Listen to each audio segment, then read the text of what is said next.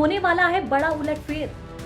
2027 विधानसभा में 80 विधायकों के कटेंगे टिकट। एसआईआर में लापरवाही बरतने वाले विधायकों के टिकट कटना तय। बीजेपी एसआईआर के दौरान हुए लापरवाही पर बेहद सख्त। उत्तर प्रदेश की सियासत में इन दिनों मतदाता सूची के विशेष गहन पुनरीक्षण एसआईआर को लेकर हलचल मची हुई है। 2027 के विधानसभा चुनाव से पहले भारतीय जनता पार्टी ने इस अभियान को अपनी जीत की नींव बनाने का फैसला किया है, लेकिन इसी एसआईआर के काम में लापरवाही बरतने वाले 80 से ज्यादा विधायकों पर अब टिकट कटने का संकट मंडराने सा लगा है। मुख्यमंत्री योगी आदित्यनाथ ने पार्टी के अंदर सख्त रुख अपनाते हुए स्पष्ट संकेत दिए हैं कि जिन क्षेत्रों में एसआईआर ठीक से नहीं हुआ वहां के विधायकों को टिकट नहीं मिलेगा। एसआईआर बीजेपी की चुनावी रणनीति का सेंटर पॉइंट। उत्तर प्रदेश में कुल 403 विधानसभा सीटें हैं।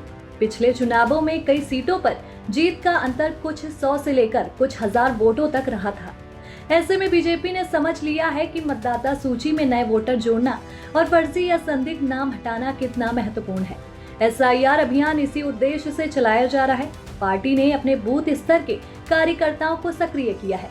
सरल ऐप के जरिए संदिग्ध वोटरों की पहचान की जा रही है। फॉर्म 6 से नए वोटर जोड़े जा रहे हैं, जबकि फॉर्म 7 से आपत्तियां दर्ज करवाई जा रही हैं। सूत्रों के मुताबिक अब तक पार्टी ने 75 लाख से ज्यादा नए वोटरों के फॉर्म भरवाए हैं। कई क्षेत्रों में एक ही घर में 50 से 80 नाम दर्ज होने जैसे मामले भी सामने आए, जिन्हें फर्जी मानकर हटाने पर भी जोर दिया जा रहा है। सीएम योगी ने खुद कई बैठकों में कहा कि कम वोटों के अंतर से हार जीत तय होती है। एसआईआर में लापरवाही चुनाव परिणाम को सीधे प्रभावित करती है। उन्होंने उन विधानसभा क्षेत्रों की भी सूची दी थी जहां काम उम्मीद से कम हुआ, जिसमें लखनऊ जिला भी शामिल था। 80 प्लस विधायकों पर टिकट कटने का खतरा। बीजेपी के अंदरूनी सर्वे और एसआईआर की प्रगति रिपोर्ट से पार्टी हाईकमान असंतुष्ट है।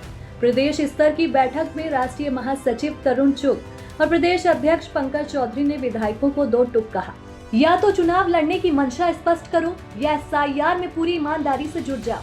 लापरवाही बर्दाश्त नहीं की जाएगी। सूत्र बताते हैं कि 80 से ज्यादा विधायकों को व्यक्तिगत चेतावनी जारी कर दी गई है।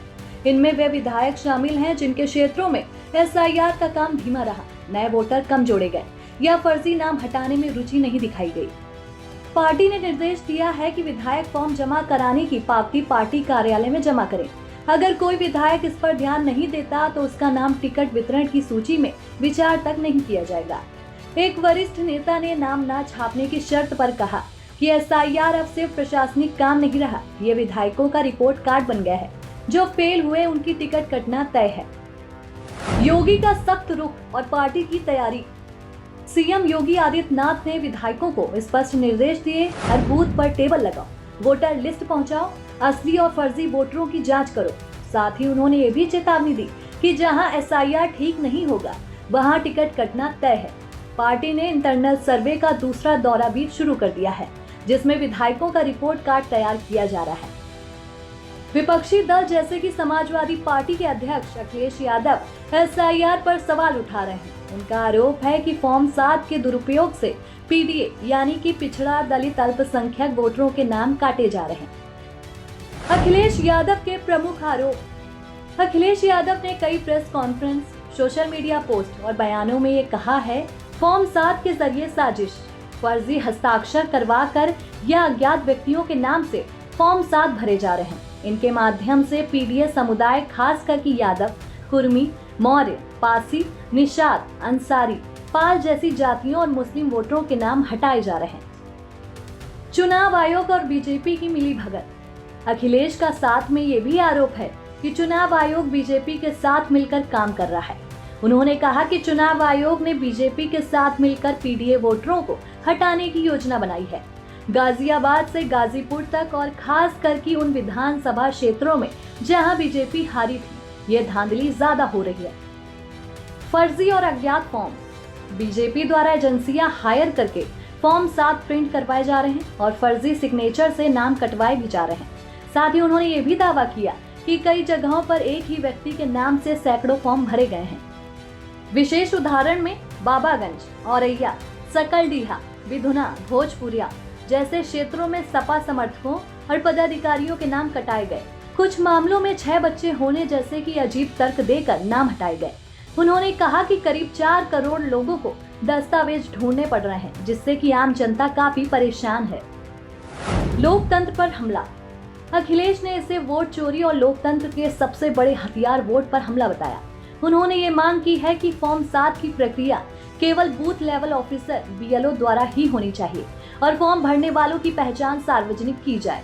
लेकिन बीजेपी का ये कहना है कि ये प्रक्रिया पूरी तरीके से पारदर्शी है और फर्जी वोटरों को हटाना लोकतंत्र की मजबूती के लिए जरूरी है।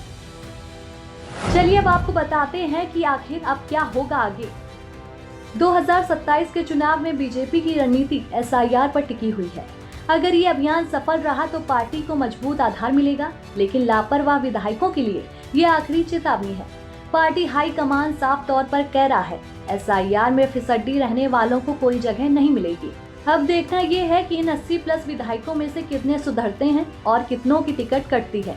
यूपी की सियासत में ये फैसला 2027 की जंग का पहला बड़ा संकेत साबित हो सकता है।